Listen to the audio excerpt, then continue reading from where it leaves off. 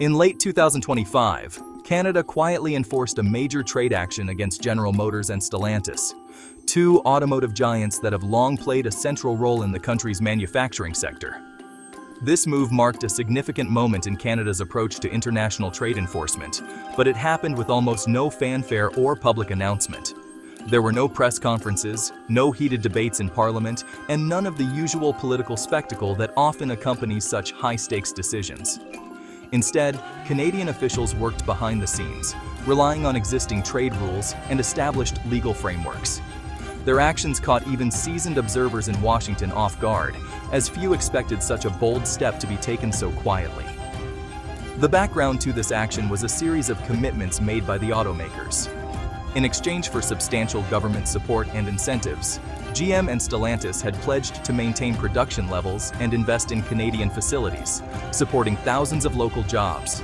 However, when the companies began to scale back their operations and reduce investments, Canada responded by invoking a little-known provision in their trade agreements. This clause directly linked the automakers' import privileges to their fulfillment of domestic commitments. The government's response was precise and highly targeted. Rather than imposing sweeping tariffs or industry-wide penalties that could have hurt the broader economy, officials focused their enforcement on the specific companies and agreements involved. The goal was clear: penalize non-compliance by the automakers, but avoid disrupting the vital North American automotive supply chain or triggering a larger diplomatic crisis with the United States and Mexico.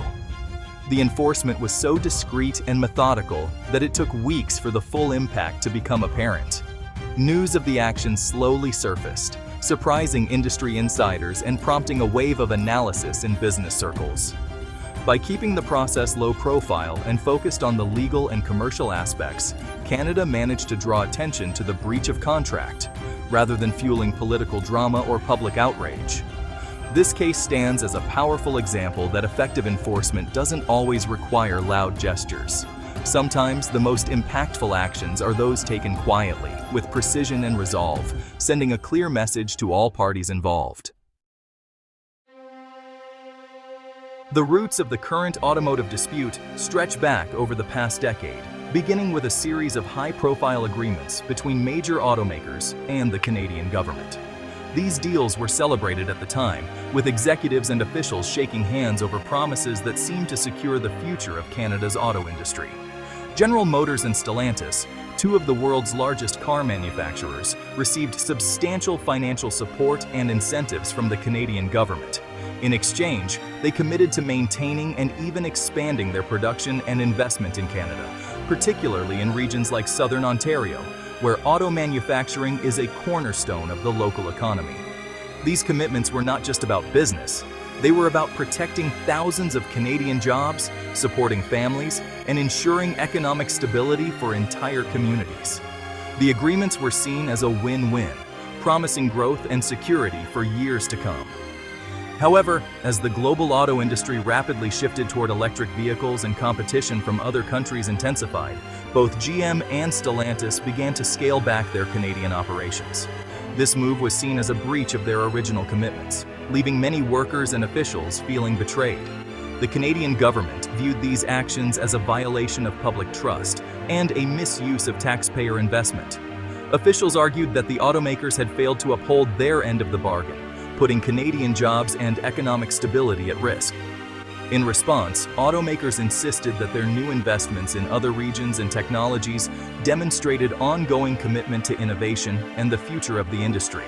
Yet, these new projects did not match the scale or location of their original promises to Canada. This growing disconnect between what was promised and what was delivered set the stage for a major conflict.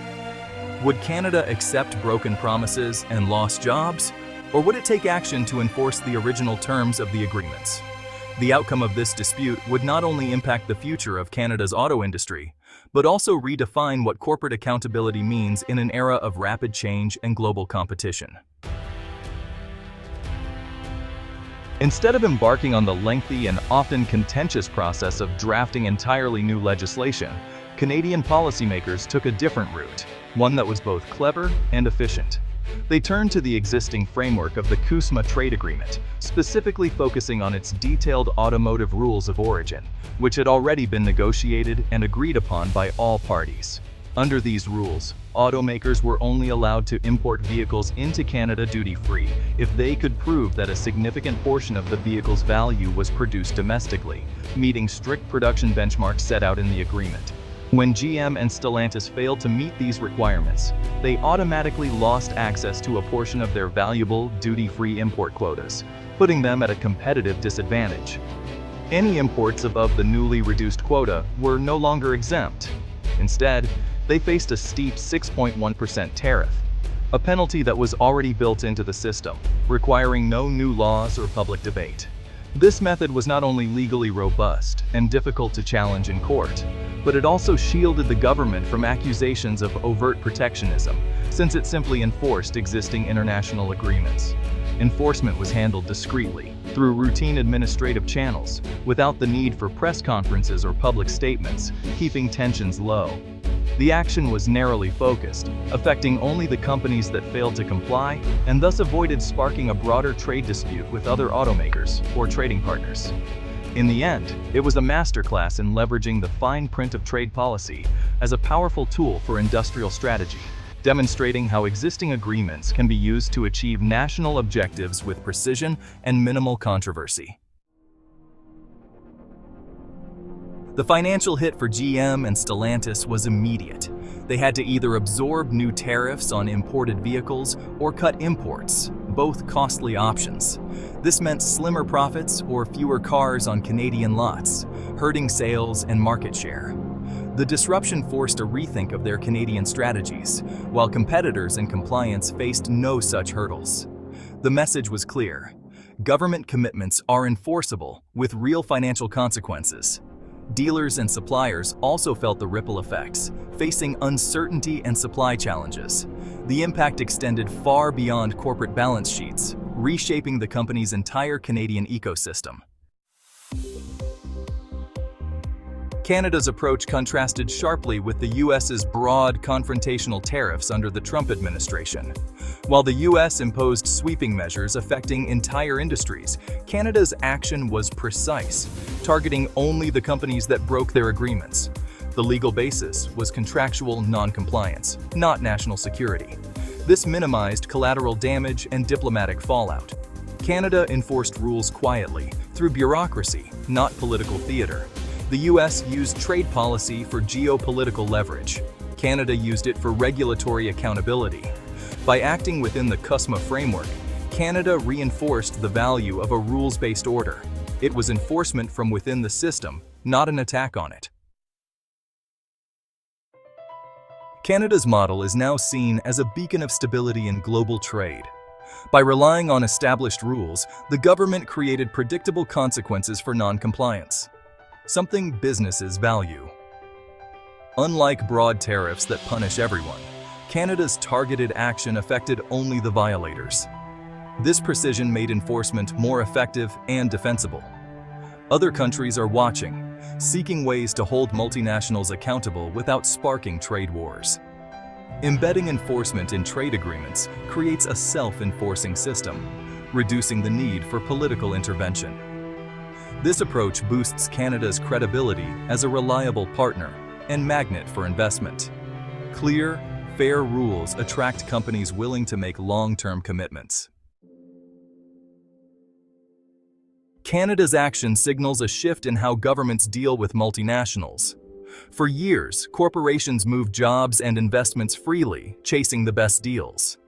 Now, broken promises can trigger real financial penalties, changing the risk calculus for corporate boards. Duty-free import quotas are no longer guaranteed. They're tied to measurable commitments. This could inspire other countries to adopt similar enforcement tools, embedding accountability into trade policy. The era of empty corporate promises may be ending, replaced by more realistic, transparent commitments. The result: stronger, more stable partnerships between nations and global companies. At its heart, this enforcement is about industrial sovereignty, Canada's right to shape its economic future. For citizens, it's a reminder that public funds given to corporations are investments, not gifts. When companies break their promises, it erodes trust and fuels cynicism. Canada's action reasserts the social contract. Corporate citizenship comes with real responsibilities. The government proved it can hold powerful actors accountable, rebuilding public trust. This precedent may drive demands for more transparent, enforceable agreements in the future.